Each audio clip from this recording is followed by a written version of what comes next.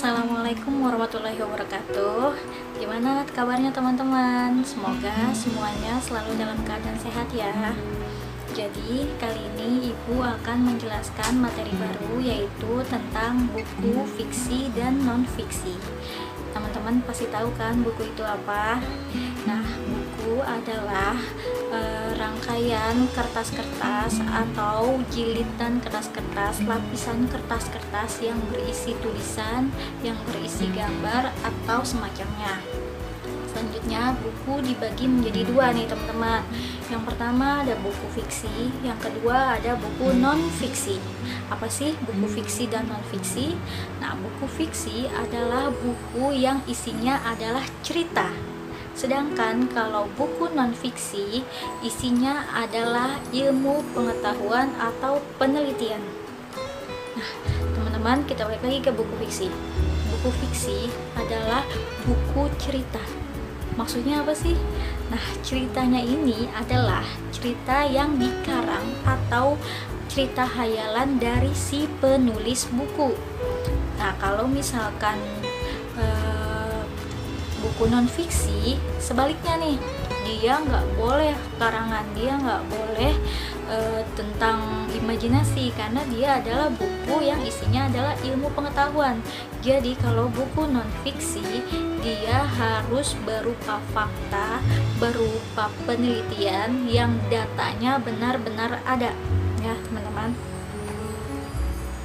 Contoh-contoh dari buku fiksi. Nah, teman-teman pasti tahu nih. Contohnya kalau misalkan yang imajinasi, ada novel, ada cerpen, cerita pendek, ada fabel. Masih ingat kan fabel? Fabel itu tokohnya adalah hewan, cerita yang tokohnya adalah hewan. Kemudian ada dongeng, ada legenda. Nah, biasanya kalau dongeng sama legenda nih munculnya kisah-kisah zaman dahulu kala, ya kan?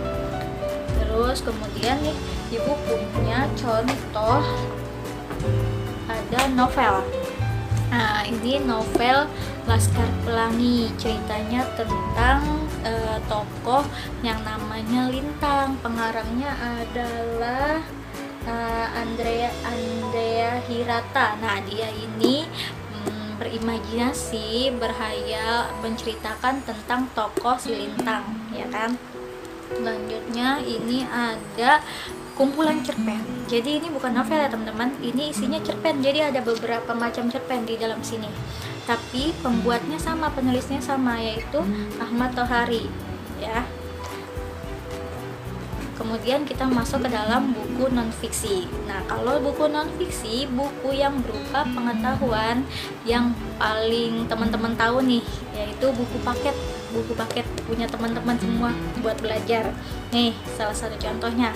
Kemudian ada buku tentang, ini judulnya kamera, DSLR System. Ini buku tentang sistem kamera, cara menggunakan kamera ya.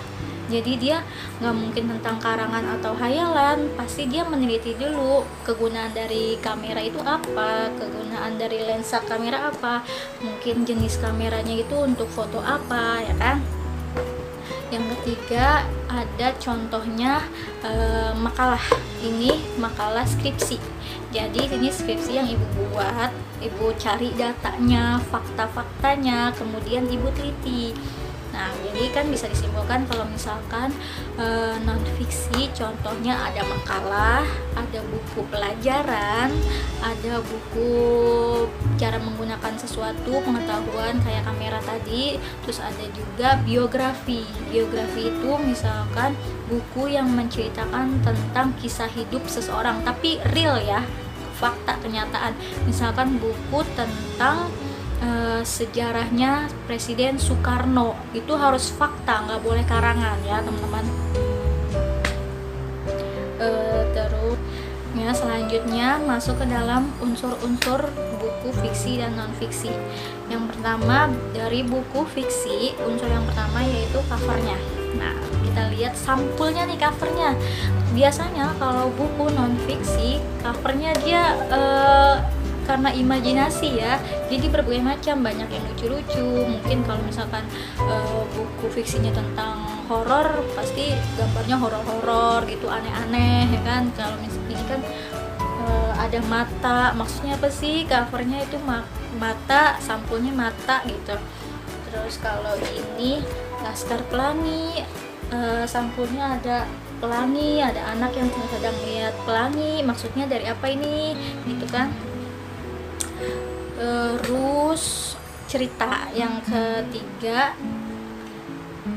ada unsurnya, yaitu di dalamnya ada cerita. Nah, di dalam sini isi dari kisah-kisah imajinasi cerita yang dibuat oleh penulis.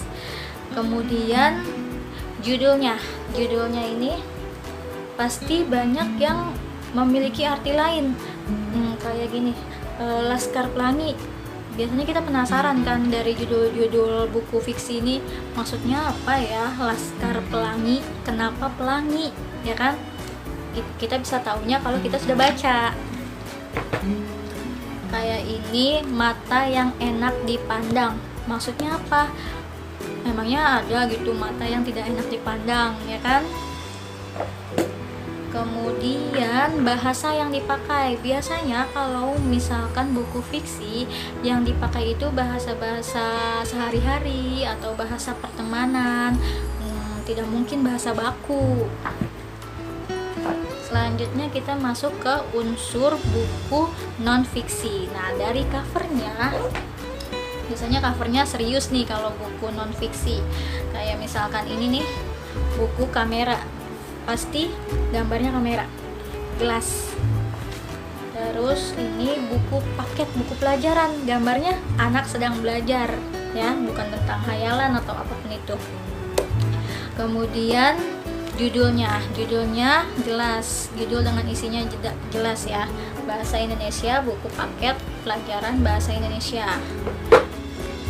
Ini buku kamera sistem, isinya tentang sistem atau cara menggunakan kamera. Judulnya jelas ya, tidak ada khayalan di dalamnya. Oke, selanjutnya yaitu sistematis, isinya harus sistematis. Apa sih sistematis? Sistematis yaitu berurutan ya teman-teman. Sistematis itu berurutan, bisa dilihat di buku paketnya teman-teman. Kayak misalkan ini bab 1 tentang materi apa, selanjutnya urutan kedua bab 2 materi apa, sampai materi yang terakhir. Dia berurutan sistematis.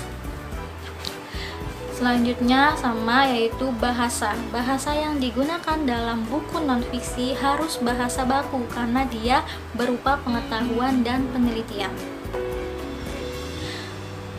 Kemudian yang terakhir ada perbedaan buku fiksi dan non-fiksi. Dari semua penjelasan pasti langsung masuk kita, apa sih bedanya buku fiksi dan non-fiksi.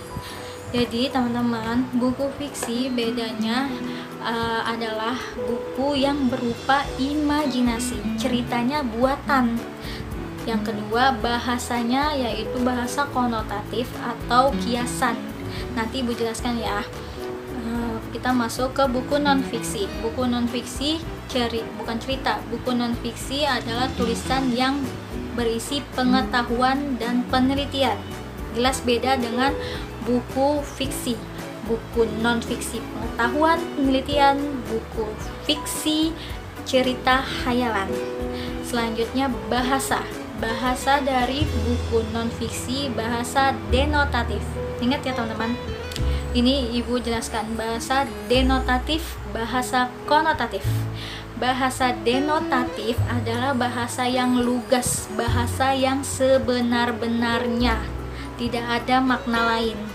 Kalau bahasa konotatif, dia memiliki makna lain. Bahasa konotatif ada di fiksi, bahasa denotatif ada di non-fiksi. Contohnya, kalau bahasa konotatif, misalkan teman saya panjang tangan. Dari kata-kata panjang tangan kan ada arti lain. Panjang tangan artinya suka mencuri. Sedangkan kalau denotatif, misalkan teman saya tangannya panjang, itu fakta. Tangan temennya panjang, nah itu. Atau contoh lain, denotatif, saya makan buah apel, fakta kalau saya lagi makan buah apel. Kemudian kalau konotatif, makna lain, terjadi kecelakaan memakan 5 korban.